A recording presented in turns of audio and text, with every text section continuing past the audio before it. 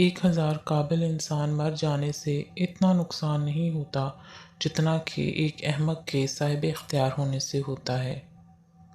اگر تو بیکار پتھر ہے تو صاحب علم کے پاس بیٹھ، گوہر بن جائے گا۔ ماں باپ کے ساتھ آپ کا سلوک ایسی کہانی ہے جو لکھتے آپ ہیں لیکن آپ کی اولاد آپ کو پڑھ کے سناتی ہے۔ خبردار، بہت سے شیطان انسانوں کی صورت میں ہیں، بس ہر شخص کے ہاتھ میں ہاتھ نہیں دینا چاہیے۔ درویشوں کے علاوہ دنیا کے باقی لوگ بچوں کی مانند ہیں جو کہ دنیا کے کھیل میں مگن ہیں۔ اس دنیا میں کوئی خزانہ سانپ کے بغیر، کوئی پھول کانٹے کے بغیر اور کوئی خوشی غم کے بغیر نہیں ہے۔ جبرائیل کی طاقت خوراک کی وجہ سے نہیں بلکہ اللہ کے دیدار کی وجہ سے ہے۔ تھوڑی دیر کے لیے قبرستان جا اور خاموشی سے بیٹھ اور ان بولنے والوں کی خاموشی کو دیکھ۔ اپنی آواز کے بجائے اپنے دلائل کو بلند کیجیے۔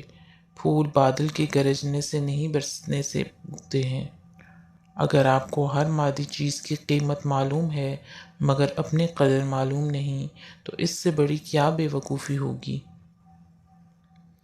خدا تک پہنچنے کے بہت سے راستے ہیں لیکن میں نے خدا کا پسندیدہ ترین راستہ مخلوق سے محبت چنا۔ تمہاری اصل ہستی تمہاری سوچ ہے، باقی تو صرف ہڈیاں اور خالی گوشت ہے۔ جب دنیا والے تمہیں گھٹنے ٹیکنے پر مجبور کر دیں تو یہی بہترین وقت ہے سجدے کا۔ انسان اپنے اندر چھپی ہوئی نفسانی خواہش کی وجہ سے برے لوگوں سے مغلوب ہو جاتا ہے۔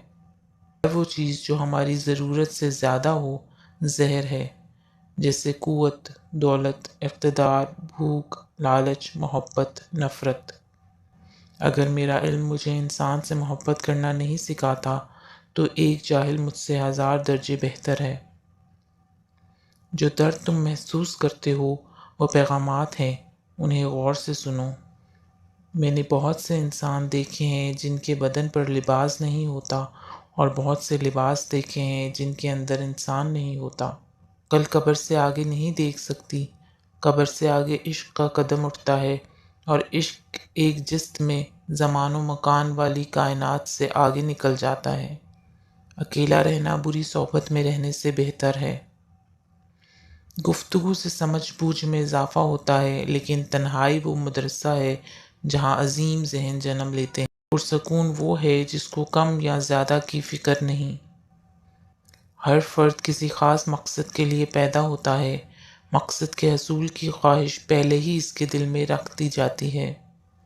دشمنوں سے زیادہ ہمارے وہ دوست خطرناک ہیں جو منافقانہ انداز میں ہمارے جذبات سے کھیلتے ہیں۔